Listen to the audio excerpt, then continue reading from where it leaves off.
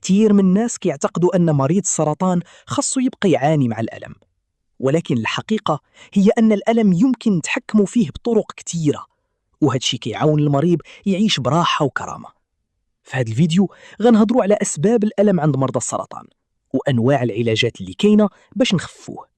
الألم عند مريض السرطان يقدر يجي من بزاف ديال الحوايج. الورم نفسه، حيت بعض الأورام كيضغطوا على الأعصاب، العظام ولا الأعضاء. العلاجات بحال الكيماوي، الأشعة ولا العمليات الجراحية. الإرهاق والتوتر النفسي، حتى الحالة النفسية كتقدر تزيد الإحساس بالألم. وخاصنا نعرفوا باللي الألم ماشي ديما نفس الدرجة، كاين ألم خفيف، متوسط، وألم قوي بزاف.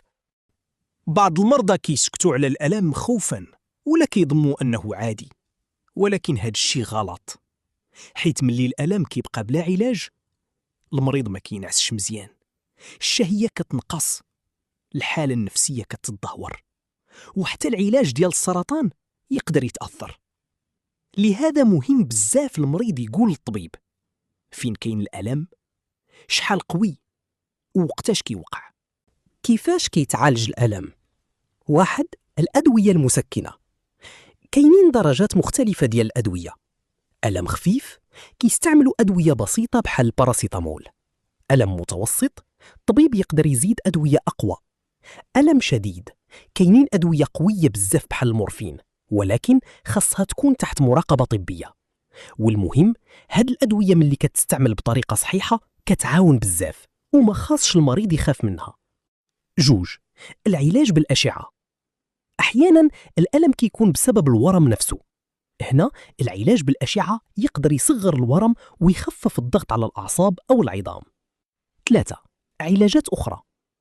بعض الحالات كيحتاجوا علاج طبيعي، جلسات دعم نفسي، تقنيات الاسترخاء والتنفس، تغذية مزيانة ونوم كافي. الحالة النفسية عندها علاقة كبيرة بالألم. ملي المريض كيكون خايف، قلق أو حزين، الألم كيولي أقوى. لهذا الدعم النفسي مهم. العائلة، الأصدقاء، الطاقم الطبي، وحتى الكلام الزوين والتشجيع. واش الألم كيبقى طول الحياة؟ لا، كاين بزاف ديال المرضى كيقدروا يعيشوا براحة ملي كيتبعوا العلاج المناسب. الهدف ماشي غير علاج السرطان، ولكن حتى تحسين جودة الحياة ديال المريض. إلا كنتي مريض أو عندك شي حد كيعاني مع السرطان، ما تسكتوش على الألم. دائما تكلموا مع الطبيب، حيث كاين حلول وعلاجات كتيرة. وإذا عجبكم الفيديو ما تنسوش اللايك والاشتراك في القناة باش نوصلوا معلومات طبية صحيحة وبسيطة للجميع.